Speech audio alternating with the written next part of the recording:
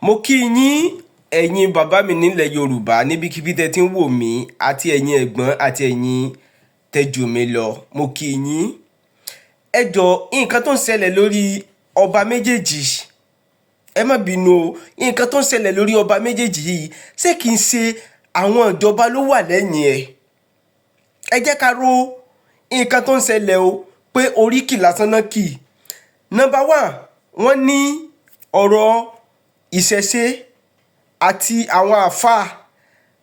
àti àwọn pásítọ̀ òun náà kọ́kọ́ fi bẹ̀rẹ̀ lórí ọ̀rọ̀ pé a bẹ̀rẹ̀ ọ̀rọ̀ Yorùbá Nation pa fẹ́ gba Yorùbá kò ṣe Yorùbá.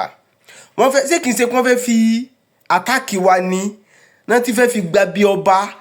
Ṣé mọ̀ pé ọ̀rọ̀ tó ń lọ láàrin ọba méjèèjì yìí kó mọ̀ sáwọn ìjọba ló wà lẹ́yìn ẹ̀. Now ẹ wo nǹkan tí ó ń ṣẹlẹ̀. A sọ̀rọ̀ nípa pé oríkì ni Sunday Igboho kì, oríkì lásán ni. Ọba Aláàfin Ọ̀yọ́ ó lóun ti dáríjì Sunday Igboho. Now ìjà ẹ̀ sì ń lọ, kò tí ì parí. Ìjà sì ń lọ láàrin ọba méjèèjì. Ọba méjèèjì tó dẹ̀ ń jà lélẹ̀ yìí, ọba méjèèjì àwọn ló tóbi jù nílẹ̀ Yorùbá. Ẹ jẹ́ ká ro ọ̀rọ̀ yìí délẹ̀délẹ̀, ká rò ó àwọn ọmọ Yorùbá. Ṣé kìí ṣe pé wọ́n fẹ́ fi dá Yorùbá Nation tá à ń gbìmọ̀ ìmọ̀ràn tá à fẹ́ ṣe Yorùbá Nation yìí? Ṣé kìí ṣe pé àwọn ìjọba yìí wọ́n fẹ́ fi ọ̀rọ̀ báyìí wọ́n fẹ́ fi dàrú mọ́ wa lọ́wọ́? Bíkọ́ àwọn kan ti ní àwọn fẹ́ yọsẹ̀ ní ọ̀rọ̀ Yorùbá Nation, àwọn kan ní àwọn ò ṣe Yorùbá Nation mọ́, àwọn kan ní àwọn nìṣó, àwọn sì tẹ̀lé olóyè Sunday Igboho, àwọn kan láwọn máa padà lẹ́yìn rẹ̀. Ẹ jọ̀ọ́ ṣé kìí ṣe àwọn ìjọba ló wà lẹ́yìn ọ̀rọ̀ kìíní tí wọ́n fẹ́ jẹ́ kí ọ̀rọ̀ Yorùbá Nation wọ́n fẹ́ kó wá sí nǹkan tá à ń lé, wọ́n fẹ́ kó wá sí ìmúṣẹ? Now ẹ wo nǹkan tó ń ṣẹlẹ̀ ní Kwara State táwọn Fúlàní gba gbogbo ọ̀tá gbòdìdì ìlú. Ẹ jọ̀ọ́ kí ni ìjọba ṣe? Kí ni gọ́fúnà Kwara State ṣe fún àwọn Kwara ní ìlú city tí táwọn Fúlàní gbà? Ẹ jọ̀ọ́ kí làwọn ìjọba ṣe? Kí náà ṣe nípa ẹ̀? Ẹ jẹ́ kí n fi fídíò kan hàn yín. Everybody in this community, everybody has prayed for his or her life, for the safety of their lives. Everybody has left the community. As you can see, the status at which the community is now is devastating because nobody in this community, as you can see, this community has the capacity of about over 1,000 people, and as you can see, you cannot find a single person in this. Ẹ̀yin náà ń gbọ́, kò sí ẹyọ èèyàn kan ní community ní Kwara State, gbogbo wọn kò sí anybody nílùú. Àwọn Fúlàní wọ́n ti kíni, wọ́n ti lé wọn kúrò. Ṣé kìí ṣe pé àwọn Fúlàní yìí, because yín tó ń ṣẹlẹ̀ láàrin ọba méjì yìí, inú àwọn Fúlàní máa dùn kán lè ráyè wọlé síra wa pé èdè àìyedè ti ń ṣẹlẹ̀ láàrin wa. Ṣé ń gẹ́tì mi? Àwọn Fúlàní inú wọn máa dùn, a dẹ̀ máa rí. Ẹ mọ̀ pé àwọn kan náà tó máa jó ọmọ Yorùbá, àwọn kan náà ló máa support àwọn Fúlàní tó máa fún ọ ní instrument tán lò. Ẹ wọ àwọn ọ̀bọ̀n tán lò, oríṣiríṣi kan tán lò. Àwọn kan náà nílẹ̀ Yorùbá tó jó lórí òun ló máa kó irinṣẹ́ fún. Ẹ jọ̀ọ́ mo fẹ́ béèrè question kan lọ́wọ́ ẹ̀yin àgbààgbà ilẹ̀ Yorùbá. Ẹ jọ̀ọ́ kí ni Tinubu ṣe lórí ọ̀rọ̀ àwọn Fúlàní yìí? Ẹ jọ̀ọ́ kí ni ìjọba Tinubu ṣe? Kí ni nǹkan tó ṣe lórí ọ̀rọ̀ Fúlàní yìí? Ó ń pa ọmọdé, wọ́n ń kidnap, wọ́n ń jiyàn gbé. Kwara State náà láwọn Fúlàní ti gbà. Ẹ jọ̀ọ́ wáyé tó fi sẹ́ndì àwọn sójà lọ síbẹ̀ kó lọ fèsì wọn kán lọ gbàdúrà padà lọ́wọ́ àwọn Fúlàní. Ẹ jọ̀ọ́ ṣé ó yẹ ká ro nǹkan tó ń ṣẹlẹ̀ lọ́wọ́lọ́wọ́ yìí o, ká bọ́ nǹkan ṣe sí ọ̀rọ̀ tó ń lọ lọ́wọ́lọ́wọ́ yìí. Ẹ gbọ́ nǹkan tí Ajé Olókun sọ nínú fídíò yìí pẹ̀lú oríṣiríṣi ọ̀rọ̀ tí Ajé Olókun sọ nínú fídíò yìí. Kí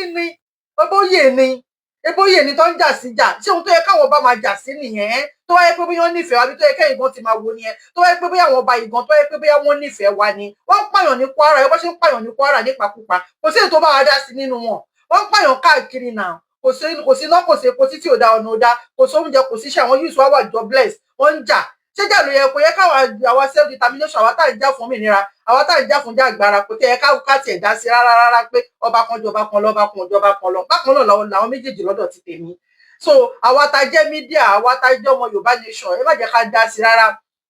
Ó yẹ ká wà focus ni, tá bá fẹ́ gba òmìnira, ó yẹ ká wà focus ni. Torí gbogbo ọ̀nà pátápátá làwọn politician yìí máa ṣe láti má jẹ́ kó ṣeé ṣe. Bẹ́ẹ̀ ni gbogbo ọ̀nà pátápátá làwọn politician àwọn bàbá ta ní àwọn bàbá tó jẹ́ pé bámú ni mo yó wọn ò mọ̀ pé bí ń pa mẹ̀kúnnù wọn ò mọ̀ pé bí ń pa wá wọn ò rí wá wọn ò rán wá gbogbo ọ̀nà pátápátá báyìí lọ ni lọ́ máa gbà láti má jẹ́ kí kó ṣeé ṣe láti má jẹ́ kí Yorùbá nation kó ká lè pín àwọn British wọn lọ́wọ́ ń bẹ̀ o àwọn bọ̀rọ̀kìnní wá lọ́wọ́ ń bẹ̀ o àwọn olówó wá náwó ń bẹ̀ bẹ́ẹ̀ ni àtàwọn politician wọ́n mọ̀ pé wọ́n mọ̀ pé tá a bá gbalẹ̀ wa olórí burúkú ni wọ́n gbọ́n politician dirty game wọ́n gbọ́n ọgbọ́n àrékèrèké gbogbo irọ́ olè ojú kòkòrò àbòsí gbogbo wa burúkú ayé yìí ọwọ́ politician ìwọ tó bá mọ̀ kó fẹ́ wà ó lè má wulẹ̀ darapọ̀ mọ́ politics especially Nigerian politics dirty game ni dirty game ni wọn ò da èèyàn burúkú ni wọn ìwọ tó bá ti da tẹ́lẹ̀ tó bá ti join Nigerian politics báyìí kó mọ̀ pé ayé ẹ̀ ti bàjẹ́ sí wọn lọ́wọ́ nìyẹn bẹ́ẹ̀ ni o lè náànú mọ́ agbọ̀dájú ló máa wà bẹ́ẹ̀ ni àwọn British àwọn olówó àwọn bọ̀rọ̀kìnní àtàwọn politician wa wọn ò ní fẹ́ ká gbalẹ̀ wà bẹ́ẹ̀ ni wọn ò ní fẹ́ wọ́n mọ̀ pé tá a bá gbalẹ̀ wà wọ́n mọ̀ pé ó ti tán fáwọn nìyẹn ilé ayé wọn ti bàjẹ́ nìyẹn ó ti bàjẹ́ tí ò látúnṣe nìyẹn bẹ́ẹ̀ ni olórí burúkú ni wọn gbogbo ọ̀nà pátápátá lọ́wọ́ fẹ́ máa fi distract wa distraction ni gbogbo èyí tó wà nílẹ̀ yìí ẹ jẹ́ ká wà focus so nídìí èyí wọn ò ní fẹ́ ká pín ẹjọ́ torí Ọlọ́run torí pé ọmọ ó ti tán fáwọn nìyẹn tá a bá ti gbalẹ̀ wa ẹjọ́ torí Ọlọ́run gbogbo ẹ̀yin àwọn ọmọ Yorùbá gbogbo àwa tá a fẹ́ bọ́ kó nínú oko ẹrú ìyà ó dà òmìnira dà ìyà ó ń ṣe nǹkan tó dà ìyà ó ń ṣe omi ọbẹ̀ ìyà ó ń ṣe ṣàwámà ìyà ó ń ṣe omi ọbẹ̀ ìyà ó ń ṣe ṣàwámà tó máa ń dùn lẹ́nu tá a máa ń jẹ ìyà ó ń ṣe omi ọbẹ̀ tá à ń gbọ́n mu tá à ń jẹ rọ́ṣirọ́ṣi ìyà ó dà ẹ tó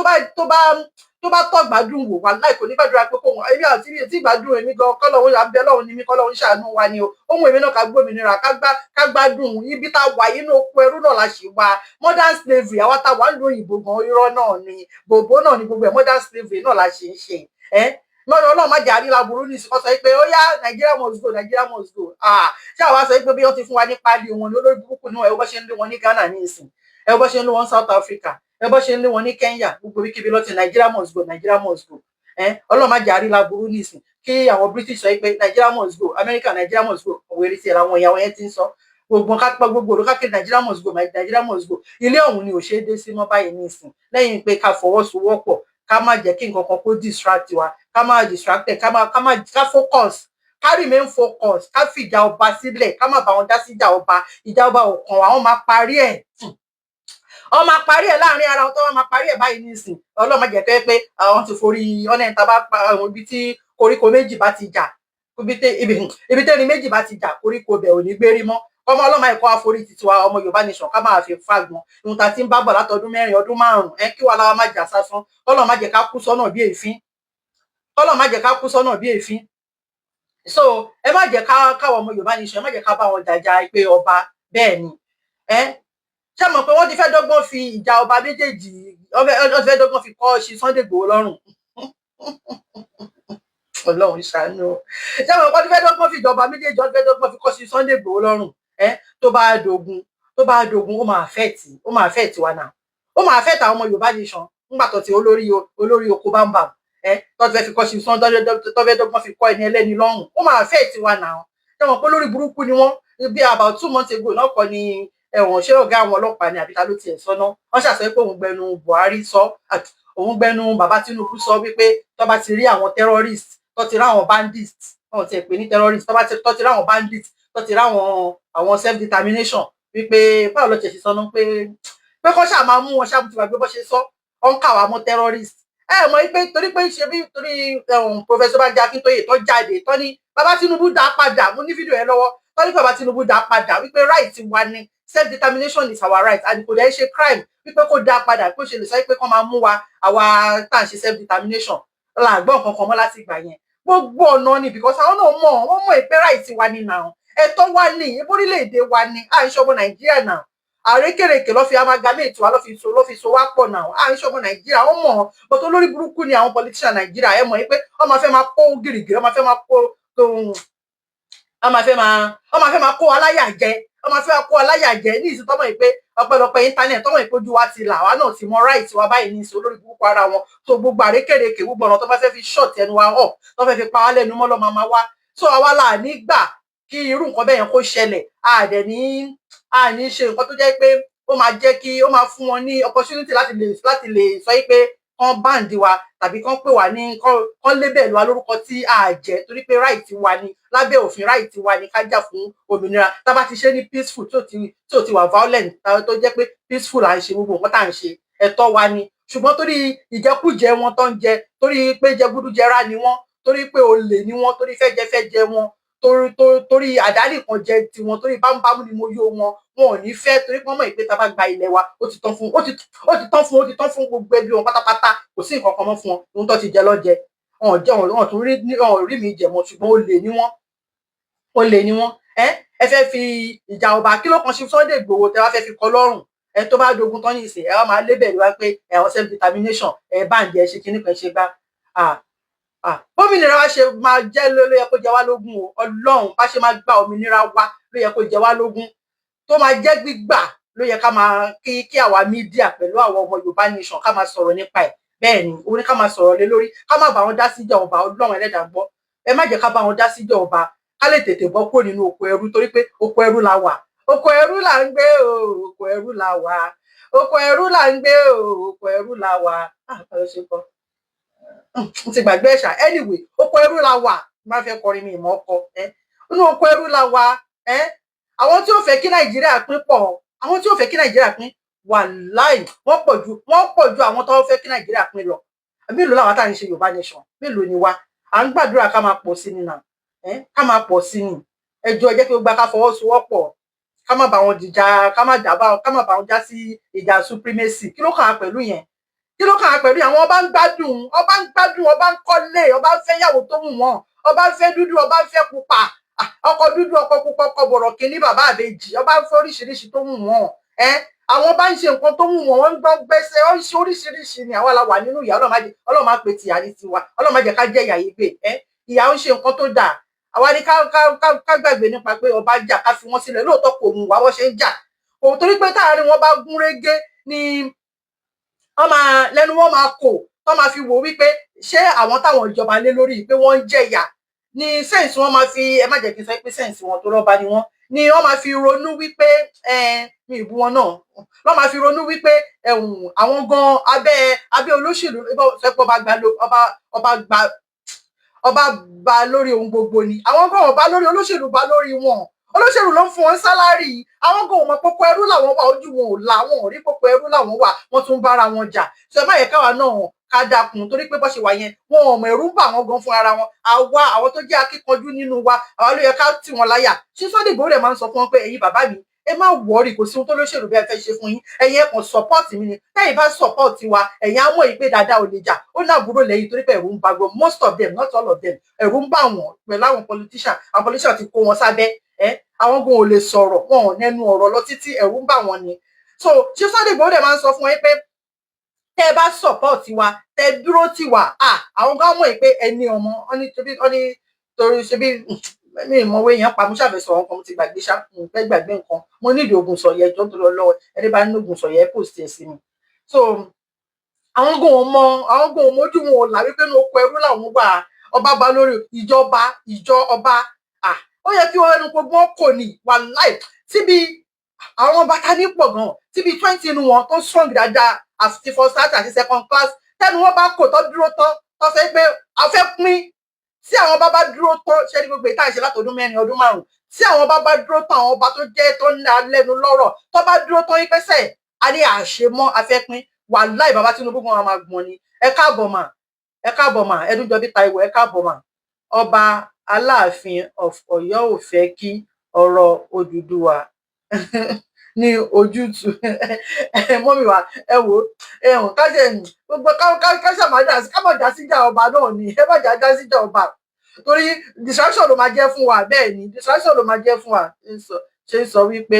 oríkì tí olóyè Ìgbòho ọmọ Adéyẹmọ sọ mi rí mo ń bọ̀ ọba Aláàfin of Ọ̀yọ́ ò fẹ́ kí ọ̀rọ̀ Odùduwà ní ojútùú ló ṣe ń sọ wípé oríkì tí olóyè Ìgbòho ọmọ Adéyẹmọ sọ mi rí tán ó lè má rí bẹ́ẹ̀ náà ó lè má rí bẹ́ẹ̀ ẹ wò ó ṣàmà kábàṣà tiẹ̀ má dá sóyè ọ̀rọ̀ ọba náà ni ihun táwa gbé dání ni ká gbé lọ́wọ́ tó láwọn ọba yìí náà ò rí tiwa rò tẹ́lẹ̀ náà ẹ̀rí bó ṣe ń pa wọ́n pààrà ni wọ́n ń pa wọ́n Kwara gan wọn ò rí tiwa ro náà ẹ má jà bá wọn dá sí i tá a bá gbà tó náà ọmọ wọ́n sọ pé ẹni tó wà nínú ẹ̀wọ̀n kò mọ tẹni tó ń ṣe tòun ṣé báyìí sọ nìyẹn bẹ́ẹ̀ ni àwọn báyìí náà mọ̀ pé títí wọn làwọn náà ń ṣe tàbátàbá kú gba Yorùbá nation tán náà àwọn náà ẹnu wọn máa tọrọ náà ni so àwa ló yẹ ká jà fún wọn báyìí nítorí pé àwọn olóṣèlú wọn ti dórí wọn má bẹ́ àwọn olóṣèlú ti dórí wọn má bẹ́ ọba tó wá ṣe kí ní báyìí nísìnyí wọn ò ní fún ní sálárì ni àwọn ọmọ òde níṣẹ́ kan tó ń ṣe náà lọ títí lẹ́yìn wípé ìmíì nínú wọn torí ẹ̀ náà ni wọ́n ṣe ń gba Fúlàní láàyè torí pé Fúlàní ó sanwó ṣàkọọ́lẹ̀ fún wọn Fúlàní tó bá ti fẹ́ ṣe nǹkan bí ọba fẹ́ ṣe kò mọ fún ọmọ àbọ̀ bá fẹ́ ṣèyàwó fún wọn Fúlàní máa gbé màálù fún wọn bẹ́ẹ̀ ni Fúlàní máa gbé màálù fún wọn torí ẹ̀ náà lọ ṣe ń support àwọn Fúlàní wọn ò níṣẹ́ kan gidi kan tó ń ṣe náà ẹ̀mí inú wọn ń ṣiṣẹ́ o but ẹ wo àwọn olóṣèlú wọ́n ti gba àwọn nǹkan lọ́wọ́ àwọn olóṣèlú tó jẹ́ pé wọ́n ti jẹ dòdò most of them not all of them wọ́n ti jẹ dòdò wọn ò lè sọ dòdò mọ́ èyí tó bá fẹ́ tranga nínú àwọn ọba yẹn báyìí nìsín àwọn olóṣèlú yẹn máa kọ́wọ́ bọ̀ díẹ̀ ni àwọn olóṣèlú ti kó bọ́wọ́ lọ́wọ́ so ẹnu tàwọn fún ara wọn ò tọ́rọ̀ mọ́ èyí tó bá fẹ́ ṣe bí pé bóyá kò sí bóun ṣe jẹ́ wọ́n á tọwọ́ bọ̀ díẹ̀ ni ihun tí ò sọnù wọn á gbede lọ́wọ́ ni so ó máa èkó dẹ̀ṣẹ́ ni ọba tó fẹ́ kọ́ ẹjọ́ ọba tó ti ń jẹ̀gbádùn tẹ́lẹ̀ kò sọ ọba tó fẹ́ kọ́ rọ̀ òun lóyè torí ẹ̀ náà làwọn náà ṣe ń ṣe bẹ́ẹ̀ yẹn ṣùgbọ́n tó bá dúró tán ọmọ kan ọ̀gá kan ọmọọṣẹ́ 1 trillion sí Sunday Adéyẹmọ gbowó ṣá tó ti sọ fún wọn pé ẹ̀yin bàbá wa kẹ́yìn kan fọwọ́sowọ́pọ̀ ní kẹkàn sọ pé tì wá lẹ́yìn ni tí ṣe Sunday Igboho tó bá ń pèèyàn gan èèyàn ogún ló máa 1 million ló máa sọ yes òun náà ló lè ṣe ṣùgbọ́n àwọn ọba yìí ẹ̀rù ń bà wọ́n so ìjà lọ́kọ̀ ń jà so ẹ fi wọ́n sílẹ̀ wọ́n máa parí ẹ̀ ká má bá wọn dá sí wọ́n máa parí ẹ̀ kò lè láàsì ìjà yóò lè láàsì wọ́n máa bá wọn dá sí wọ́n ti ẹ̀rọ ti ń bá wọn dá sí náà wọ́n máa parí ẹ̀ so ẹ má jẹ́ kí àwọn ọmọ Yorùbá nation ẹ má jẹ́ ká bá wọn dá sọ̀rọ̀ ọba ṣètìgbọ́n wọ́n máa parí àgbàlagbà ni wọ́n àwọn bàbá wa ni wọ́n ká má dá sọ̀rọ̀ ọba káwa kan focus lórí Yorùbá nation tá fẹ́ gbà yìí tá bá gbà wọn náà ló kó máa jẹ ọba kì í ṣe pé bóyá a fẹ́ lé wọn kúrò ńbẹ̀ àwọn náà ló máa jẹ ọba so àwa mídíà ìjọ torí Ọlọ́run mi tó pàṣẹ fún yín o ẹ̀yin ọ̀gá mi gbogbo mi tó pàṣẹ fẹ́yìn mídíà o èmi kò ń sọ ni torí pé mo tiẹ̀ wá rororo náà ni pé kí tí wàá di gbogbo eléyìí báyìí ní ìsìn ìjà ọba ìjà ìsìn ló lọ ìjọba yìí ní ìsìn pé tóbi ẹ fi yẹn bá tún lọ tán tó bá rí pé yóò wọ́ọ̀kì pé Yorùbá nation ṣì stand Abraham Shakira sí ẹ káàbọ̀ tó bá rí pé ìjọba yìí ò wọ́ọ̀kì báyìí ní ìsìn àtúmọ̀ nǹkan táwọn olóṣèlú tún máa gbé wá àmọ́ ibi tó wọ́n kàn máa rú jáde náà ni ìjà yẹn kàn máa rú jáde náà ni àwọn olóṣèlú yóò láìkí wa àwọn ò fẹ́ ká gba Yorùbá nation irọ́ dẹ̀ ni o wà láìtàláì fọ́nmílà iṣẹ́ tọ́lọ́run ti parí lọ́rọ̀ Yorùbá nation wẹ́rẹ́ báyìí lọ́lọ́run máa ṣe àwọn náà mọ̀ pa máa gbà àsìkò tó kàn máa jẹ́ ni kò yé mi ṣùgbọ́n mi mọ̀ ìpẹ́ a máa gba Yorùbá nation yìí a máa gbà wọ́n ń ṣe lásán ni irọ́ ló ń pa so ẹ̀yin ọ̀gá mi ẹ̀yin mídíà Yorùbá nation media nígbà ní ká má bá wọn dá sí ká kàn focus àsìkò ló yẹ kí á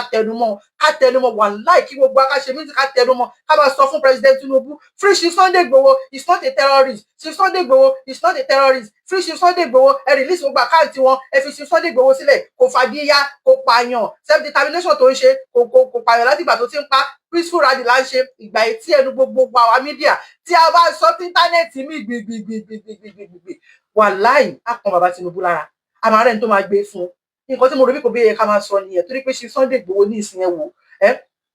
Ọlọ́run ní sọ̀rọ̀ wọn nílé ògbà ọ̀nà ògbà ló ṣe wí ara gba Ọlọ́run ní ṣe ti sùn wọn bẹ́ẹ̀ tó lẹ́ni ń gbádùn òkan kàn sẹ́ kúkú má dé Nàìjíríà lẹ́lẹ́ni ń gbádùn ni ẹlòmíì kan tó wà Nàìjíríà tí wọ́n fún pé wọ́n tẹ̀lé lé lórí kò lọ sí Canada kò lọ Germany ní ìfihàn wọn kò lọ Canada kò lọ Germany kò lọ Kútọnu kò lọ káàkiri kò lọ sí London kò lọ Chief Sunday Igboho lọ ń bọ̀ bí ilẹ̀kẹ̀ ìdí ni Nàìjíríà lọ sọ pé kó má dé but kò yẹ kó rí bẹ́ẹ̀ yẹn náà kílẹ̀ ṣe wọn ìyẹn ni mo rò believe pé bóyá ó yẹ ká máa jà fún ká máa fight fún pé torí pé ìjà titiwa náà ló ń gbè bẹ́ẹ̀ ni wọ́n nílé bàbá ọmọ kì í bọ ọmọ lẹ́rù so ìyẹn ni mo believe pé bóyá yẹ káwa mídíà kẹnu wá kò lé lórí. Ẹ káàbọ̀ really ẹ káàbọ̀ hi really said hi welcome so ìyẹn ni mo believe pé bóyá ó yẹ ká máa sọ̀rọ̀ lé lórí kò ṣe pé bóyá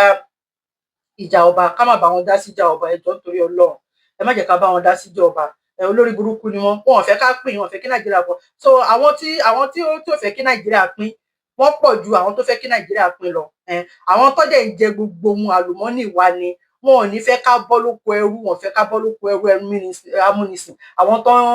tó ń wa gold, àwọn tó ń wa mineral resources wa, àwọn olè, àwọn ọ̀fọ́n, àwọn ajẹlójú onílé, àwọn olówó wa, àwọn bọ̀rọ̀kìnní wa, àwọn politician wa, gbogbo wọn, àwọn ni wọn ò fẹ́ kí Nàìjíríà pín, torí wọ́n mọ̀ pé ó ti tán, tílé ayé àwọn ti tán nìyẹn, ó ti tán pátápátá, tílé ayé wọn ti táfúká, ó ti fọ́, ó pìtìpìtì ayé ti bá wọn ní tó bá tá bá ti pín. So last video tí mo wá ṣe lẹ́nu bíi last week náà ni fídíò kan tí mo ṣe, bàbá kan tó ń béèrè pé àwa fẹ́ pín, mo gbé fídíò yẹn wá tó sọ pé àwa fẹ́ pín, wípé tá bá pín kí lètò ta nílẹ̀, ọmọ àlèmálẹ̀ lòmí o, kí lètò tá wà ní Olúwatóyìn Deborah ẹ káàbọ̀ pé kí lètò tá wà nílẹ̀ tá bá pín, ètò tá wà nílẹ̀ Yorùbá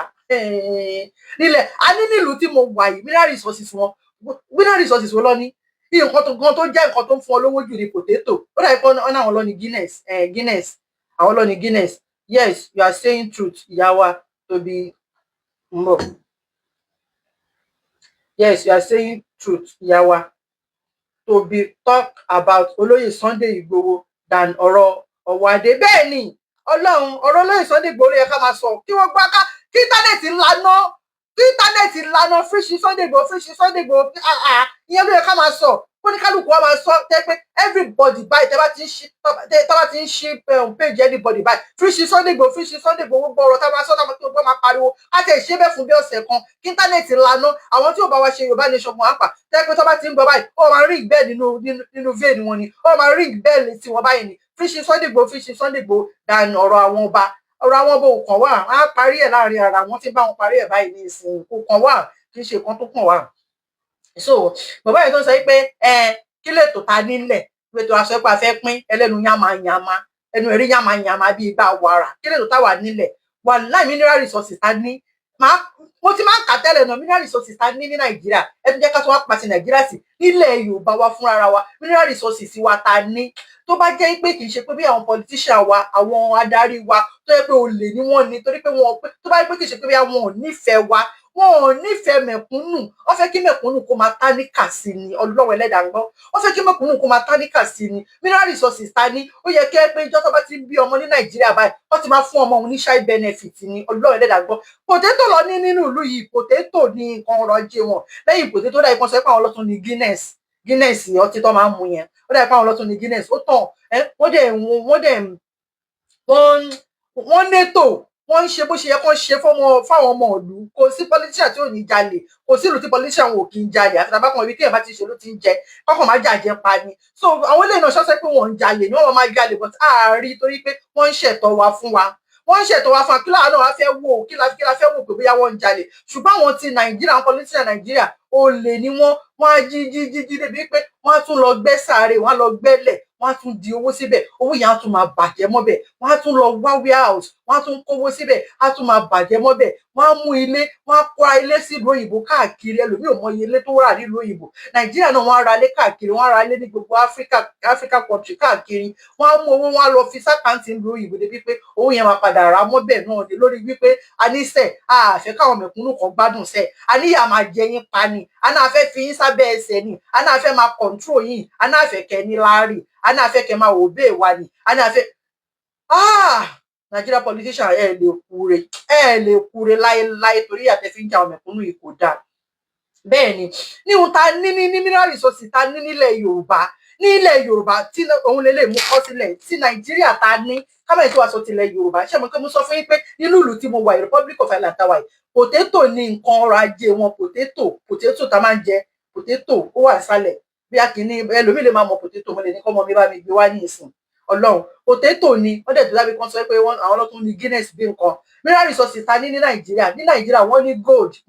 wọ́n ní coal, wọ́n ní gemstone, wọ́n ní iron, wọ́n ní gypsum, wọ́n ní bitumen, wọ́n ní rock salt, wọ́n ní barite, wọ́n ní tugs, wọ́n ní limestone, wọ́n ní petroleum, wọ́n ní lead and zinc, wọ́n tún ní kaolin. Ní Nàìjíríà ni mineral resources ta ní nílẹ̀ Yorùbá tí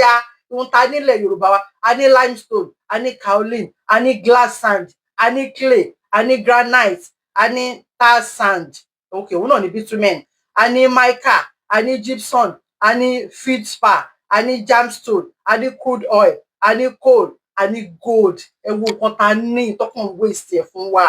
tó jẹ́ ká gbádùn tó jẹ́ ká gbádùn nílẹ̀ Yorùbá. Ṣé tí olórí burúkú ọmọ àlè tó wá sọ pé kí ni ètò táwa ní, kí la ní nílẹ̀ Yorùbá, tá bá nílẹ̀ Yorùbá ṣé ìyà ò ní jẹ wá, ṣé ìyà máa jẹ wá pẹ̀lú gbogbo eléyìí ta ní. Àìmọye mi àwọn nǹkan mi tó jẹ́ pé ó sì wà nínú ilẹ̀ Yorùbá yẹn tó jẹ́ pé ó kàn wà ń bẹ̀ ní táwọn politician dẹ̀ mọ̀ pé ó wà ń bẹ̀, ṣùgbọ́n torí pé wọn ó pè wọn káwọn Chinese kan máa wá kó, káwọn British kan máa wá kó, kí àwọn Macron France kan máa wá kó, kọ́ máa gba ọ̀nà ẹ̀yìn, wọn láwọn ṣe coastal road, Calabar express coastal road, ibi kọ́ lè máa fi kó mineral resources wa jáde náà ni, àti ṣàlùwàlá ológbò wọn ọgbọ́n àti kẹran jẹ ni, kọ́ lè máa fi kó mineral resources wa jáde náà ni, kọ́ lè máa fi gbóògùn olóró wọlé torí pé cocaine pusher ni wọ́n, ẹ̀rọ orí ẹ̀jẹ̀ máa sọ̀rọ̀ lọ́ṣà anyway, kọ́ lè máa fi gbé nǹkan ọrọ̀ ajé wa náà lọ ni, ọtí ṣàlùwàlá ológbò ọgbọ́n àti kẹran jẹ náà ni, ta ni òun mẹ́gbọ́n ká fẹ́ràn sẹ́nu ká wà tì. Àwọn nǹkan tó sì wà nínú ilẹ̀ wa yẹn tí Ọlọ́run dá sínú ilẹ̀ wa yẹn tó jẹ́ pé kò tí àti ẹ̀ tí tọ̀ ṣe rárá tẹ́ pé 100 years to this time báyìí nísìnyí wàláì kò tí ẹ̀ tí mọ̀ pé wọ́n ń fọwọ́ kàn wọn, ṣùgbọ́n torí pé wọ́n fẹ́ keep yín under control, wọ́n fẹ́ kẹ́ ní láárí, wọ́n fẹ́ kẹ́ máa jẹ̀yà, wọ́n fẹ́ kẹ́ suffer. Ọlọ́run ò dẹ̀ dá wa fún yà torí pé Ọlọ́run ọba ò ń ṣe ọba àká, Ọlọ́run ọba tó dá wa sí orílẹ̀ Yorùbá, Ọlọ́run mọ ohun tó ń ṣe, ó dá wa sórílẹ̀ Yorùbá, ó ti fún oníkálùkù ní mineral resources, ní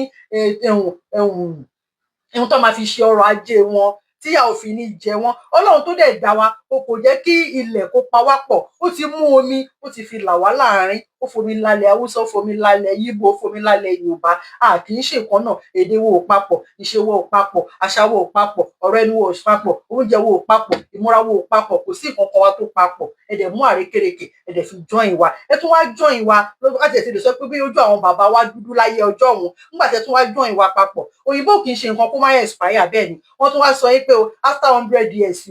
Nàìjíríà máa expire torí pé àwọn soyín pọ̀ by force by túláàsì làwọn fi soyín pọ̀ náà, ó tún wá expire, Nàìjíríà tún wá expire láti 2014. Ọlọ́run á sọ pé kẹ̀kẹ́ ká máa lọ, ẹ wá nítorí pé ohun tẹ́ ń jẹ kò tí ì tó yín, ẹni ká máa lọ. Nàìjíríà ti expire, kò lè sí dùnnú kankan mọ́ ní Nàìjíríà, ìbànújẹ́ ló máa wà ní Nàìjíríà, ó kàn jẹ́ pé àwọn ti tèmi, àwọn fáǹsì mi, àwọn ẹbí mi, àwọn ẹ̀gbọ́n mi, àbúrò mi, ọkọ mi, gbogbo everybody àwa tá à ń ṣe ti Yorùbá nation, ìnira ò ní bá wa nínú Nàìjíríà níbẹ̀ nítorí pé bá à ń gúnyán nínú odó, bá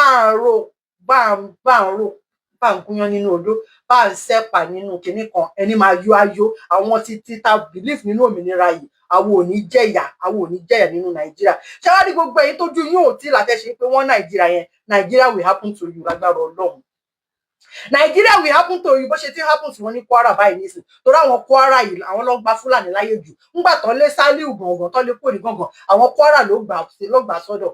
Báyìí ní ìsìn ó ti ń happen sí wọn ní ìsìn, àwọn Fúlàní ti ń lọ pa wọ́n báyìí ní ìsìn, wọ́n sọ pé àwa Yorùbá nation pé ìjà ẹ̀sìn là ń jà, wípé torí a fẹ́ fi Yorùbá nation tá à ń ṣe a fẹ́ fi pa Muslim rẹ ni, a fẹ́ fi gbé ẹlẹ́bọ ní Yorùbá nation. Báyìí ní ìsìn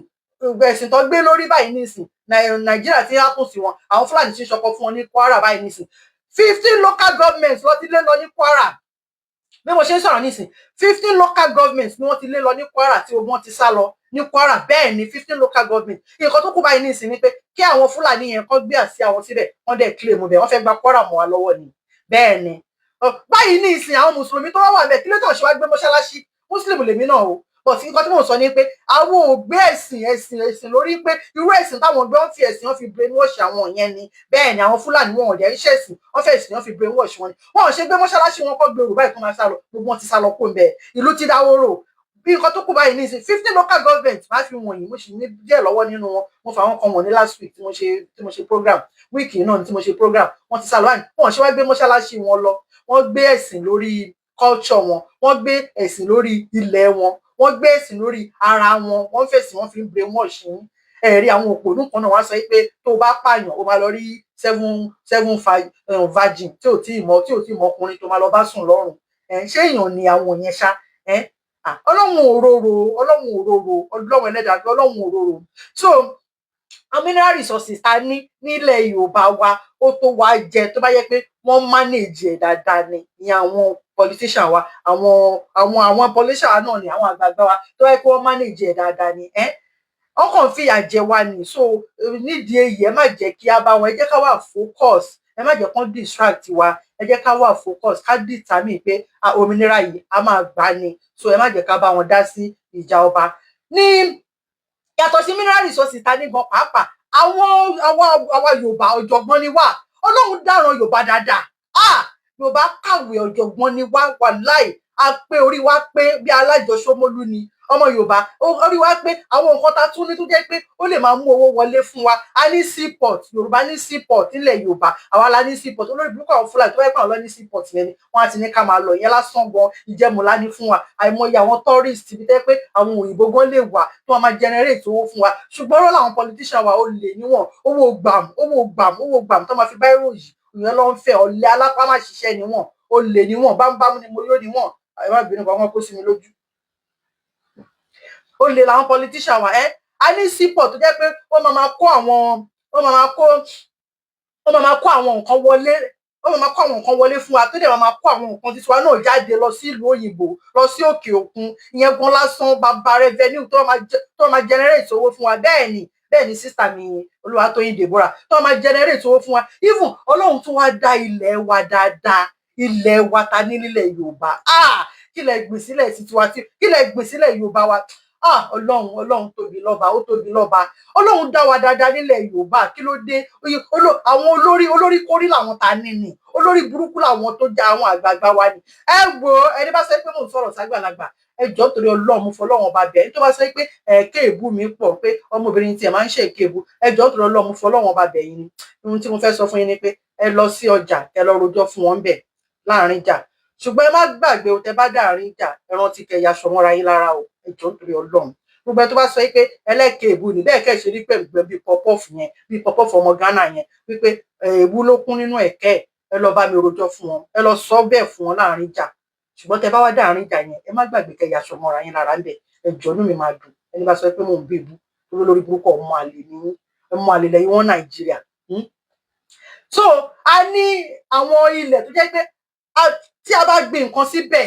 àwọn nǹkan tó jẹ́ pé àwọn organic oúnjẹ tó jẹ́ pé ara wa máa dán ni. Ọlọ́run tó bá yẹ pé Ọlọ́run fún wa ní Bọ́láńlé Babs rẹ́rìn bẹ́ẹ̀ ni. Tó bá dáàrin ìjà bá níbi tó bá ti sọ pé ayé olókun ó lè máa búyàn kó ṣàmà lọ sáàrin ìjà. Ayé olókun ẹlẹ́ẹ̀kẹ́ẹ̀bù ni ó máa ń búyàn kó lọ bá mi sọ. Ẹ̀rọ káàrin ìjà èrò máa ń pọ̀ ńbẹ̀ kó lọ síbẹ̀ kó lọ sọ láàrin ìjà. Ayé olókun máa ń búyàn ẹlẹ́ẹ̀kẹ́ẹ̀bù ni èbú ló máa ń bú. Tó bá ti wá dáàrin ìjà kó má gbàgbé ó kọ́kàn yaṣọ lọ́ra wọn lára báyìí ni wàláhì inú mi á dùn. Bẹ́ẹ̀ ni ohun tó yẹ kán ṣe fún mi nìyẹn. Bẹ́ẹ̀ ni. So àwọn ilẹ̀ wa tó jẹ́ pé tá bá gbin nǹkan síbẹ̀, àwọn organic oúnjẹ káwa fún ara wa máa jẹ báyìí, tọ́kàn wa máa balẹ̀, tára wa máa dán, tá máa tà síta, tá máa tà lọ sókè òkun, tó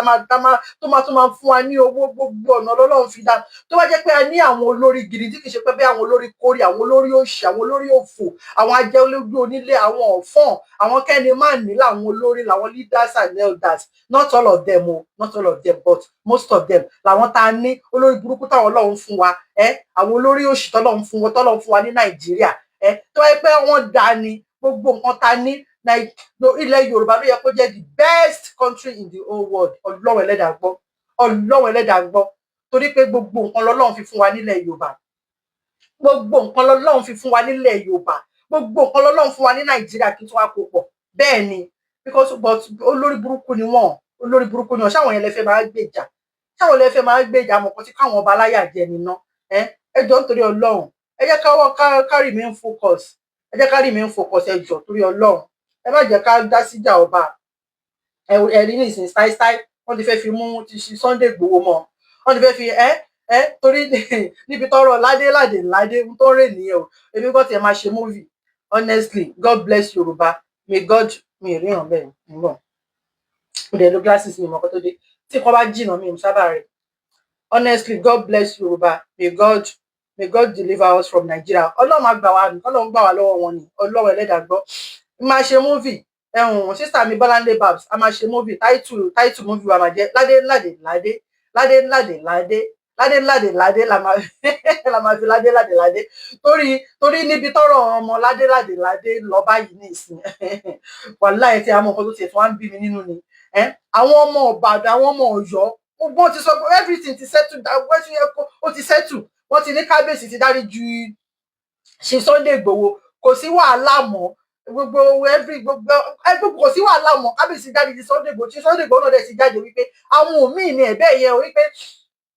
oríkì àwọn làwọn ń kí o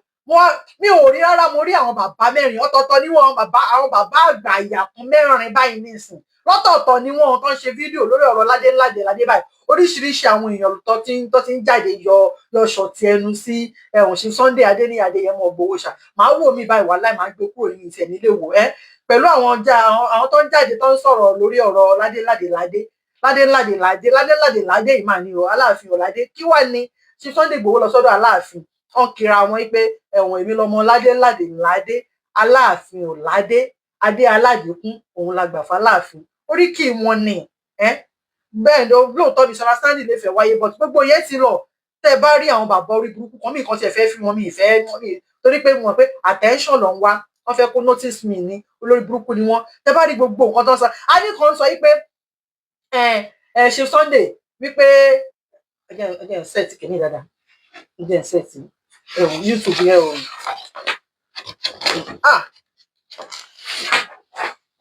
YouTube yẹn o kí ló ń ṣe YouTube a ní kan sọ wípé òun ní nǹkan tóun lè fi bògùn ara ẹ̀ jẹ́ ó lóun ní nǹkan tóun máa fi bògùn ara ẹ̀ jẹ́ ó ní òun máa fi ogun ẹ̀yìn jára òun láì ṣe sí Sunday Igboho ó ní kí ló tiẹ̀ ń ṣe tẹ́ bá tiẹ̀ gbogbo ọ̀rọ̀ tí bàbá yẹn sọ oríṣiríṣi nǹkan tó ń sọ mọ́ àwọn pé so a náwọn alágbára báyìí nílẹ̀ Yorùbá ní Fúlàní ń dààmú wa ló jẹ́ pé ṣe Sunday Igboho nìkan la rí Ọlọ́run ọba ò ṣe rí àwọn ẹlòmíì ìdí ìbàjẹ́ ìdí kí nǹkan máa bàjẹ́ nínú wọn máa ń dùn sí tó bá ti rí ìjà báyìí inú wọn máa dùn ni iṣẹ́ táwọn ẹlòmíì wà fún nìyẹn inú wọn máa dùn ni wọn máa fẹ́ máa ṣàjẹ́ kí nǹkan máa bàjẹ́ kí nǹkan máa àwọn bàbá yìí kí ọjọ́ ṣe Sunday Igboho àgbàlagbà ni wọn o tẹ bá gbọ́ gbogbo wọn táwọn bàbá yìí sọ mú ní ìwọ lọ́wọ́ ọ̀rọ̀ ládé tí ṣe Sunday Igboho sọ kábíyèsí dẹ̀ ti sọ pé àwọn ti dáríjì wọn ṣe Sunday Igboho náà ti jáde wọ́n sọ pé kò rí bẹ́ẹ̀ yẹn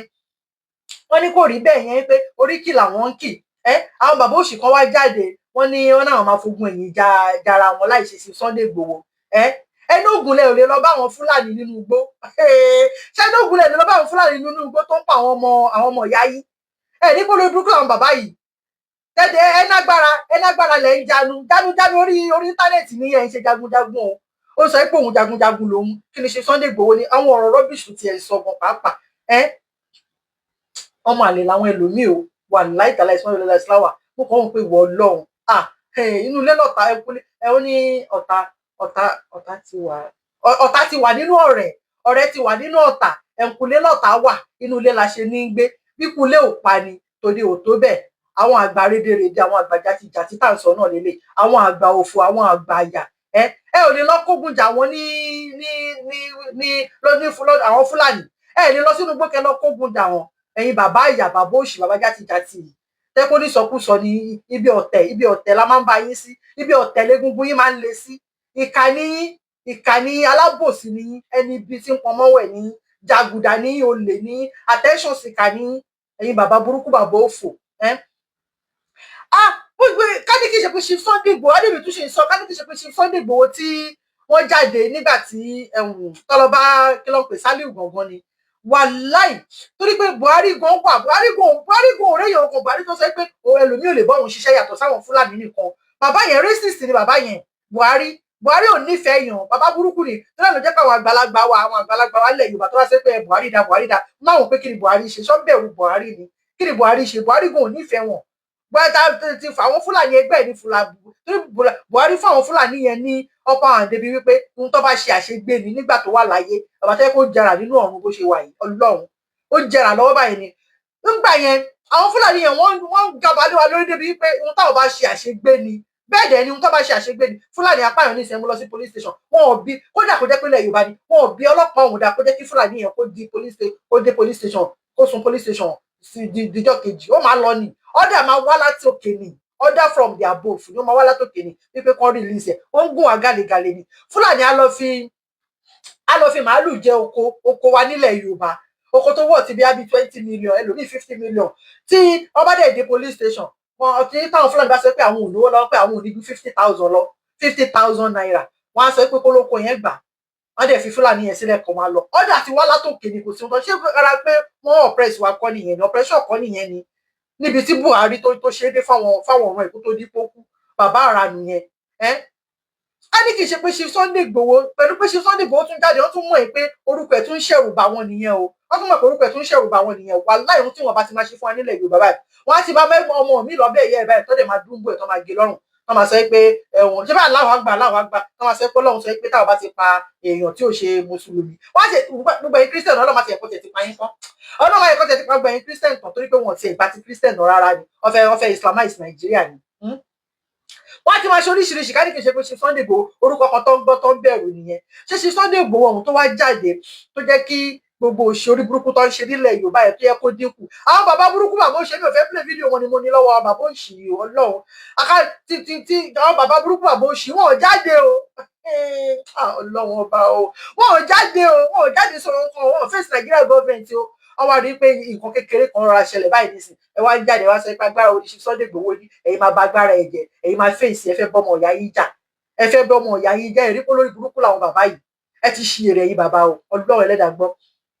Kwara bó ṣe wà yẹn 15 local government bẹ́ẹ̀ ni wọ́n ti lé wọn ni ó ti dáwóró ìlú 15 adẹ̀ níjọba nílùú tó níjọba ṣé President Bola Ahmed Tinubu àbúrò mi Àkàlàmàgbò TV ẹ káàbọ̀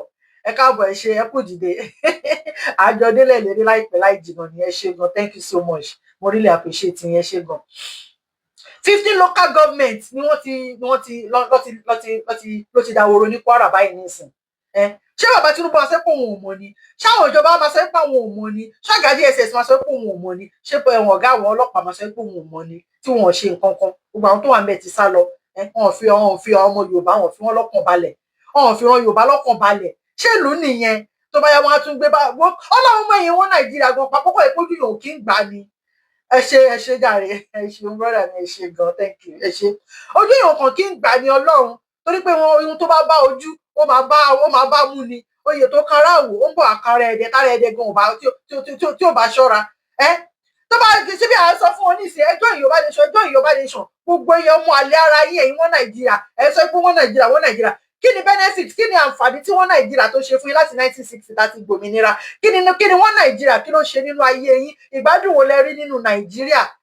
kí ni Nàìjíríà ń ṣe fún yín tẹ bá jí báyìí ẹ máa jíríyà ni ẹ máa jíríyà náà tẹ bá ṣì wà nínú Nàìjíríà tó orúkọ máa ń ròyìn náà tó orúkọ yẹn gan ò gbádùn orúkọ ló ń roni tẹ bá ti ń jẹ máa jíríyà ni ẹ lórí ìgbádùn wọn kan nínú Nàìjíríà adékẹjẹ ká sowọ́pọ̀ ká máa lọ kóníkálùkù máa lọ kí Ìgbò máa lọ káwùsà máa lọ gbogbo ọ̀rọ̀ tó bá fẹ́ pín Nàìjíríà sí kọ́pin sí kóníkálùkù máa lọ ká dẹ̀ máa gbé ìgbé ayé rere ṣùgbọ́n àwọn bàbá burúkú ta ní ìtọ́ pé bámbámú lónìí mo yó àwọn bọ̀rọ̀ kìíní wa àwọn olówó wa àwọn politician wa àwọn British wa àwọn Kaaba àwọn Fúlàní tó jẹ́ pé wọ́n brainwash yín wọn jẹ́ kẹ́ mọ̀ nǹkan tẹ̀ ń ṣe mọ́ tó bá tún yá ní 2027 wọ́n á tún máa gbé gbàgbó wa fún yín wọ́n á máa fún yín ní 10,000 ṣé 10,000 lẹ fẹ́ tún ná fún ọdún mẹ́rin ìyá ṣe bá yín lára wọn ṣe jọ ọmọ ìyá báyìí ní ìsìn kí ló dé ní Kwara báyìí ní ìsìn wọ́n pa àwọn èèyàn ní Kwara báyìí ní ìsìn tó lẹ̀ làwọn èèyàn ṣe sá lọ 15 local government ló ti lọ wọ́n tún wá jí àwọn mẹ́ta kan gbé wọ́n wá ń béèrè 100 million lọ́wọ́ wọn wọ́n ní kọ́ lọ 100 million wá báyìí wọ́n ti fi wọ́n sílẹ̀ báyìí ní ìsìn wọ́n ní kọ́ lọ 100 million wá ní Kwara báyìí ní ìsìn bẹ́ẹ̀ ni wàláì wọ́n ní kọ́ lọ 100 owó ransom ẹ̀yin bàbá òfò yìí ẹ lọ síbẹ̀ kẹ́ lọ help wọn ṣe Sunday Igboho afẹ́ máa bá jà tẹ́yìn sọ pé agbára wo ló ní ẹ̀yin lágbára jù lọ ẹ̀yin máa bo oògùn ara ẹ̀ jẹ́ olórí burúkú ni ìṣọ́sọ́ pé oògùn ní ṣe Sunday Igboho ń lò ní orí ni ń bá tètè mọ̀ pé orí ni ń bá ti máa ṣoògùn ń bá tètè mọ̀ pé orí ni ń bá ti máa ṣoògùn ògùn ló nájọ́ kan yìí pọ́njú orí ló nájọ́ gbogbo ń bá tètè mọ̀ pé orí ló ń gbé ṣe Sunday Igboho ohun tẹ́yìn náà máa fi mọ̀ pé orí ni ńgbà tó lọ kà mọ́lé tí kò máa ya gbogbo yín lẹ́nu ni wípé báwo ló ṣe kúrò láàrin níbẹ̀ kò máa ya gbogbo yín lẹ́nu orí ni ẹni tọ́lọ́hun pa ọ̀dà kan ò lè pa tọ́lọ́ bá sọ pé àsìkò ẹ̀dá ò tí ì tó wà láì máa ṣe lásán ni tẹ́ bá sọ pé ẹ máa mú ènì àná lẹ máa mú ẹ̀mí ò mọ báyé sọ ṣáà ti wọn kan bẹ́ẹ̀ ni ẹni bá darí sọ apá máa pa ni ẹni tó bá darí sọ ìmọ̀ sọ ṣáà ti gẹ̀ẹ́tì ẹ tí wọn kọ́ ni mo fẹ́ sọ bẹ́ẹ̀ ni ẹ máa fọwọ́ ara yín ṣera yín ní gbogbo yín pátápátá tẹ̀ ń lépa ṣe Sunday Igboho tẹ̀ ń lépa àwọn ọmọ Yorùbá nation gbogbo yín máa fọwọ́ ara yín ṣera yín ni torí pé táyé gíṣẹ́gi bá ṣẹ́gi orí ara ẹ̀ ló máa fi orí ara yín lè máa fi òru bẹ́ẹ̀ ni gbogbo ẹ tó bá ti ń bínú àwa tá à ń ṣe Yorùbá nation tá à ń fẹ́ òmìnira táwọn bínú ṣe Sunday Adéyẹmọ Ìgbòho ṣá wàláì inú gbogbo yóò ní dùn títí ayérayé bẹ́ẹ̀ ni inú yóò ní dùn títí ayérayé ẹ bó gbé nǹkan ìbànújẹ́ lẹ máa rí nǹkan ìbànújẹ́ ló máa dọ́dọ̀ yìí ẹ wá wò wọ́n dàbí pé bóyá rọ ni Kwara local government tó ti kúrò ní Kwara ẹ jẹ́ kí n fi wọ̀nyí ẹ wá wò ó ti dáwóró ẹ jẹ́ fi wọ̀nyí.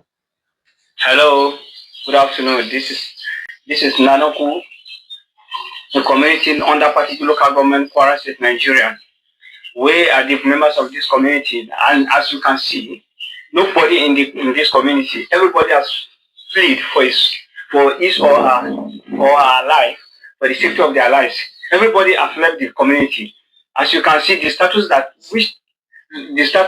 which the community is now is devastating, because nobody in this community, as you can see, this community has the capacity of about over 1,000 people, and as you can see, you cannot find a single person in this community. Everybody has left because bandits and kidnappers are coming in day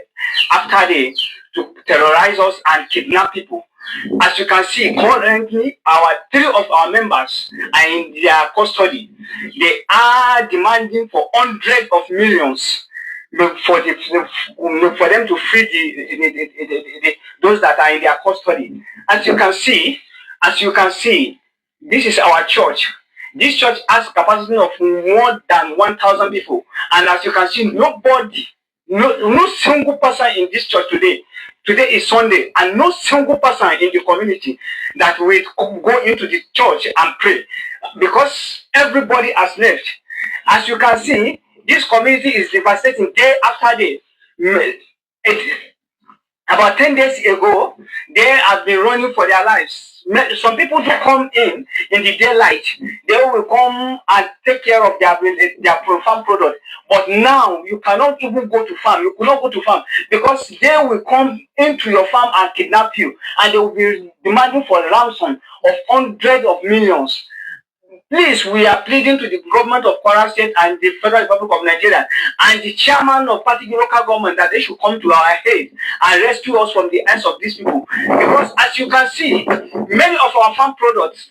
are there. They are done for harvest, and we will not harvest them because when you go to farm, they will come for you and they will kidnap you. If you refuse to follow them, they will shoot you and eliminate your life. See, and what they are demanding for is what we cannot afford. Millions of hundreds of millions of naira is what they are demanding for, and we cannot afford for it. How do they want us to survive? And we have been pleading to the Kwara State government, the Federal Republic of Nigeria, and even the local government that they should come to our aid. They should send down security personnel that they will come and secure the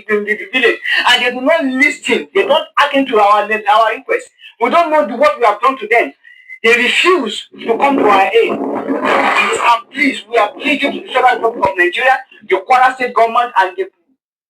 the chairman of Patigi local government, that they should come to our aid and rescue us from the hands of these people. As you can see, the whole community is empty. No single person in this community. Even I that is speaking presently, I just sneak in this afternoon to come and see the status of the community. And to be honest with you, nobody in this community, I'm telling you, no single person in the community, the whole community is empty. All the houses are there, but no single person in the houses. We don't know what we have done to the government. And they refuse to come to our aid. These people are terrorizing us day by day. More than 15 days now, these people have been terrorizing us. About a month ago, they come and eliminate some people in the community. We do not care. We take it as that maybe it is over. But now what they are doing to us is worse than what they have been doing before. Day after day, they do come in. They will eliminate. They will kill. And even some of your valuables, they will carry them away. We don't know what we can do anymore. If you have a new bike in this community now, you are danger, because they will be hunting after you day after day. They will be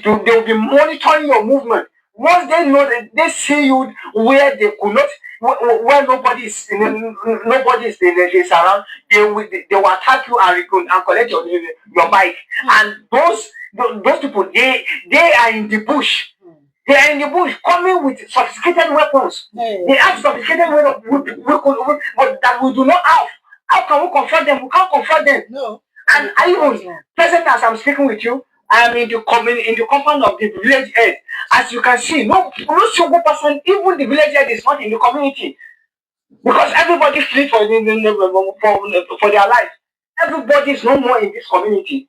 Please, I'm pleading to the Federal Republic of Nigeria and the Kwara State government and the chairman of Pacific local government that they should come and rescue us from the hand of these people. These people, they are posting day after day. And even though if you try to confront them, they will send a message to you that since you know that since you said that you are powerful, you can confront them. They are coming back for you. What can you do again? It's for you to run for your life, for your safety.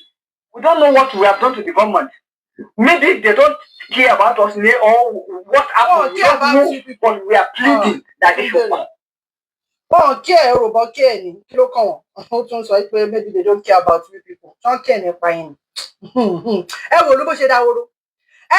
bó ṣe dáwóró kọmíyẹn òun local government kan nìyẹn o 15 local government Tèmídayọ̀ Peter Bides ẹ káàbọ̀ ẹ ṣé gan thank you ẹ kú dìde 15 local government ló ti dáwóró bẹ́ẹ̀ yẹn local government kan nìyẹn o wọ́n ti sá lọ wọ́n ti já àwọn tó máa jí gbé wọ́n bèrè 100 million wọ́n ti jí èèyàn mẹ́ta gbé wọ́n pa àwọn èèyàn àwọn tó kù ti sá lọ ṣèlú nìyẹn ṣe ọdún mẹ́rin la fẹ́ ṣe ògbélé ìgbà wọn kò hàn rẹ̀ ràn wá ẹ̀yin ìjọba ẹ̀yà kagán o ìka níyìn o kí ló dé tẹ̀ ṣe nífẹ̀ẹ́ mẹ̀kúnnù náà kí ló dé tẹ̀ ṣe nífẹ̀ẹ́ mẹ̀kúnnù tẹ́ẹ̀fẹ́ kí mẹ̀kúnnù gbélé ayé tẹ́ẹ̀fẹ́ fi mẹ̀kúnnù lọ́kàn balẹ̀ tẹ́ẹ̀fẹ́ kí inú mẹ̀kúnnù dùn tẹ́ẹ̀fẹ́ kí mẹ̀kúnnù máa sáré kìjokìjo káàkiri kí ló dé tẹ̀ ṣe yàkà báyìí lóòótọ́ a lè máa sọ pé bàbá Tinubu but èyí tẹ̀yìn tí ẹ̀yin ọ̀gá ọlọ́pàá ṣé kò ṣe fọ́gà ọlọ́pàá wà ń bẹ̀ ọ̀gá DSS wà ń bẹ̀ kí ló dé tẹ̀ ṣe gbọ́gbé mẹ̀kúnnù lóòótọ́ àti sọ bàbá Tinubu tẹ́lẹ̀ tèmi ṣe máa ń pariwo bàbá Tinubu ni pé olùlẹ̀jẹ̀ ti ń bàjẹ́ àti sọ bàbá Tinubu tẹ́lẹ̀ náà wípé wọn ò lè rí ṣe bàbá Tinubu kàn lọ ṣojú kòkòrò ni wọn ò lè rí ṣe Nàìjíríà ti bàjẹ́ kọjá àyè débi pé wọ́n máa sọ pé àwọn fẹ́ fix ẹ̀ wọ́n ń ṣagídí ibi tó wà yẹn ni wọn ò lè jẹ́ kó rí ṣe bẹ́ẹ̀ ni báwọn tí wọ́n ṣe jẹ́ kán máa jẹ́ kán rí ṣe ṣé nígbà táwọn kan náà wà bẹ́ẹ̀ ṣé bàbá Jagana náà disturb àwọn èèyàn ni ṣé wọ́n disturb Jonathan gbàdí Jonathan wà bẹ́ẹ̀ ni ìgbà tá a bá fi wọ́n kà ìgbà tá a bá fi wé kà la fi ń sàn ìgbà tá a bá fi wé kà la fi ń sàn bẹ́ẹ̀ ni what goes around comes around ni ẹ̀sán ní ohun tó bá ṣe ló máa gbà nígbà tí àwọn náà disturb ìjọba Jonathan ẹ wá sọ pé kẹ́yìn rí títí ń ṣe ta ló sọ bẹ́ẹ̀ kò possible kò pọ̀ báà lè ṣe máa rí ṣe torí báyìí náà ti ṣèkà fáwọn kan níwájú rí báà lè ṣe wá fẹ́ rí ṣe wọn ò lè jẹ́ kẹ́ rí ṣe àwọn British ò lè jẹ́ kẹ́ rí ṣe àwọn Kàbọ̀ ò lè jẹ́ kẹ́ rí ṣe àwọn Fúlàní ò lè jẹ́ kẹ́ rí ṣe àwọn tẹ̀yìn náà ti ṣe fún ẹ̀sán lóore wọ́n máa ṣe padà fún yín ẹ̀kọ́ kàn sọ pé ẹ̀kọ́ fi láìfà àwa mẹ̀kúnnù ẹ fi ń gbá géèmù ni torí pé ẹ̀yin ń rí jẹ àwọn mẹ̀kúnnù ló kàn ń sọ́fà gbogbo eléyìí náà báà lè ṣe máa rí ṣe 15 local government ní Kwara lọ ti lé lọ báyìí nísìn lọ ti lé ogun àwọn tó wà ní báyìí nísìn ṣé máa sọ pé ẹ̀mọ́ ni lóòótọ́ ẹ máa pàṣẹ ni ṣùgbọ́n tó bá ṣe ní ẹnu yóò kájọba àkókò ìjòyè ó sàn jẹnu mi ò kájọba lọ ẹnu yóò tọrọ bẹ́ẹ̀ ni ẹnu yóò tọrọ ẹ̀yin kọ́lẹ̀ òru ọkàn fi ń há síbẹ̀ nẹ́kan ń ṣakọ nẹ́kan ń ṣagídí ni pé ẹ̀yin náà ti ṣọmọ ọ̀tárí ni lè rí ọmọ ọ̀tá ọ̀run eléyìí àwọn tó jù yìí lọ tọ́jú bàbá tó bí bàbá ayé lọ lọ́wọ́ à ń bẹ́ẹ̀ wọn ò lè jẹ́ kẹ́rí ṣe ẹ má fi láì fọwọ́ àwa mẹ̀kúnnù ẹ má fi láì fọwọ́ gbá géèmù bàbá Jágà ẹ jẹ́ ká máa lọ kí n kẹran mẹ́ran kó kàn pa bẹ́ẹ̀ ni ẹ̀yin ìjọba wa ẹ fi mẹ̀kúnnù sílẹ̀ ẹ jẹ́ let the poor breathe ẹ jẹ́ ká rí mú mí ẹ fi wá sílẹ̀ bàbá Jágà ẹ wá gbọ́rọ̀ burúkú lẹ́nu ẹyẹ ọ̀gá àwọn ọlọ́pàá Christopher Musa àtọ̀gá àwọn DSS kí lórúkọ yẹn náà mo kọ sílẹ̀ ọ̀gá ọlọ́pàá ni Christopher Musa ọ̀gá DSS ni Adéọlá Àjàyí ọ̀gá àwọn DSS ni Adéọlá Àjàyí ọ̀gá àwọn ọlọ́pàá ni Christopher Musa ẹ wá gbọ́rọ̀ burúkú lẹ́nu ẹyẹ wọn ó fọ́ ni ọ̀gá ọlọ́pàá sọ pé àwọn ò lè sọ yín mọ́ pé kẹ́ lọ dáàbò bo ara yín wọ́n ní pé kẹ́ lọ jàjàgbara fúnra yín ọ̀gá àwọn ọlọ́pàá ló sọ bẹ́ẹ̀ o ọ̀gá àwọn DSS náà sọ bẹ́ẹ̀ ọ̀gá ọlọ́pàá sọ pé kẹ́ lọ dáàbò bo ara yín pé àwọn ò lè dáàbò bo yín mọ́ ẹ jẹ́ ń kà fún yín ìṣòtọ́ ṣèlú nìyẹn wà láì a ní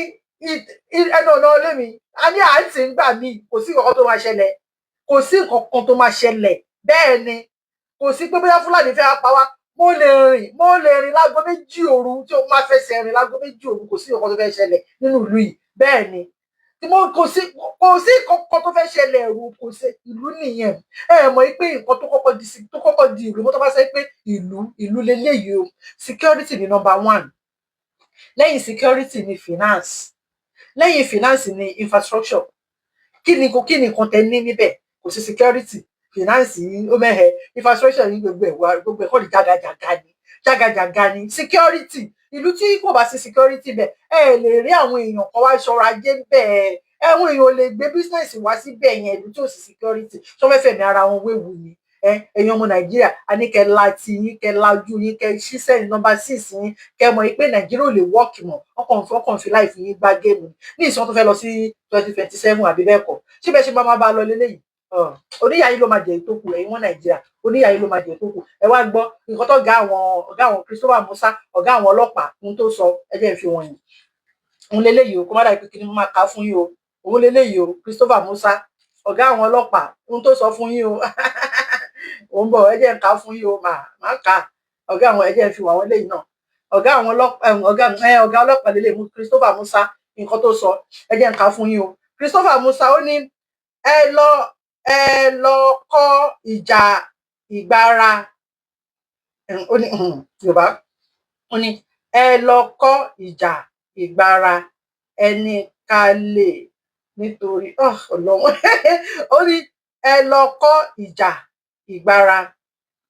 ẹni ká lè nítorí ètò ààbò nítorí ètò ààbò ń bọ̀ ó ní nítorí kí ló ń ṣe ibo ló ń lọ ok ó ní nítorí ètò ààbò tó mẹ́hẹ ọ̀gágun àgbà ilẹ̀ wa Christopher Musa ti gba àwọn ọmọ orílẹ̀-èdè Nàìjíríà nímọ̀ràn pé kí wọ́n kọ́ bí wọ́n ṣe lè gba ara wọn sílẹ̀ lọ́wọ́ àwọn ajínigbé àti agbésùmọ̀mí nítorí bí ètò ààbò ilẹ̀ wa ṣe mẹ́hẹ. Ọ̀gágun Christopher Musa sọ èyí lórí èèyàn kan pè mí ọmọdé náà ọ̀gágun Christopher Musa sọ èyí lórí ètò tí wọ́n ti ń sọ ọ̀rọ̀ ààbò ní ilé-iṣẹ́ amóhùnmáwòrán Channel ní Ọjọ́bọ̀ ọ̀sẹ̀ yìí ó wí pé òun gba àwọn ọmọ Nàìjíríà lámọ̀ràn kí wọ́n kọ́ àwọn ìjà ìgbára ẹni kalẹ̀ bíi kọ́ àwọn ìjà agbára ẹni kalẹ̀ bíi karate taekwondo and judo ó ní kẹ́ lọ kọ́ ìjà agbára bíi karate taekwondo àti judo mi tẹ̀ mọ̀ nǹkan lọ́wọ́ AK-47 ó sì kò má kà fún yín o ọ̀gá ọlọ́pàá ní kẹ́ lọ kọ́ ìjà agbára kẹ́ lè gbára yín kalẹ̀ ókè mi ò ká dáadáa ó ní kẹ́ lè gbára yín kalẹ̀ ọ̀gá Christopher Musa sọ èyí lórí ètò tí wọ́n ti ń sọ ọ̀rọ̀ ààbò ní ilé-iṣẹ́ amóhùnmáwòrán Channel ní Ọjọ́bọ̀ ọ̀sẹ̀ yìí ó wí pé òun gba àwọn ọmọ Nàìjíríà lámọ̀ràn kí wọ́n kọ́ àwọn ìjà ìgbára kẹ́ lè gbára yín kalẹ̀ bíi karate taekwondo and judo kí wọ́n lè gba ara wọn kalẹ̀ lọ́wọ́ àwọn ajínigbé àti agbésùmọ̀mí nítorí bí ọ̀rọ̀ ààbò ìlú yìí ṣe dẹnu kọlẹ̀. Ọ̀gá ọlọ́pàá ní kẹ́ lọ kọ́ karate judo mi ti mọ̀ èyí tó ń jẹ́ judo yẹn náà àti taekwondo kẹ́ lè gbára yín kalẹ̀ lọ́wọ́ àwọn Fúlàní lọ́wọ́ AK-47 àìjọ́ torí Ọlọ́run ṣé ẹ mọ̀ nǹkan tó ń jẹ́ taekwondo ṣá ẹ̀yin ọmọ ìyá mi nínú ẹ̀jẹ̀ ṣé mọ̀ nǹkan tó ń jẹ́ taekwondo ṣé mo bẹ́ẹ̀ ń ṣe last born mi ọdún 6 ló fi kọ́ taekwondo yẹn torí pé kò like sport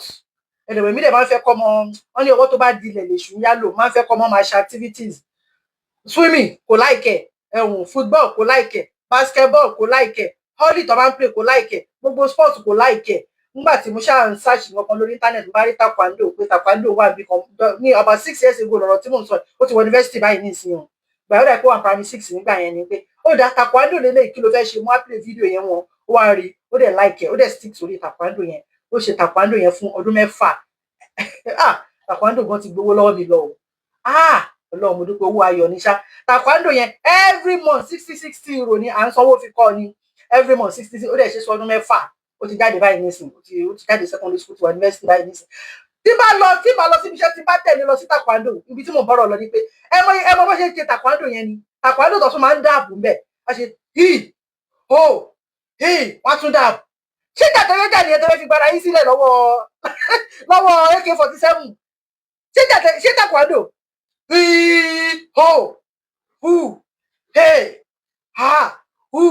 lọ́wọ́ AK-47 mo dáràn wọ́n ní kẹ́ lọ kọ́ taekwondo karate kẹ́ lọ kọ́ judo kẹ́ fi gbára yín sílẹ̀ lọ́wọ́ AK-47 rí polówó burúkú làwọn pípù yìí rí pa ṣe èrè ni wọ́n ní kẹ́ lè fi gbára yín sílẹ̀ wọ́n náà wọn ò lè dáàbò bò yín kẹ́ lọ kọ́ karate báwo lọ ṣe karate yẹn náà karate àti taekwondo náà fẹ́ ìyàtọ̀ díẹ̀ náà ni karate yẹn náà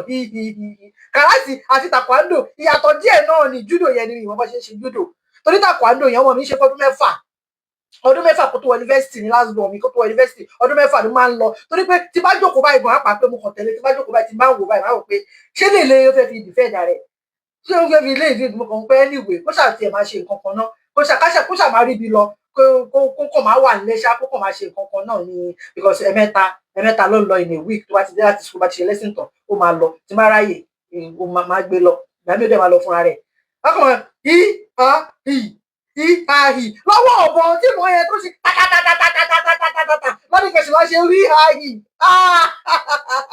ẹ wo ọlọ́bàjọ́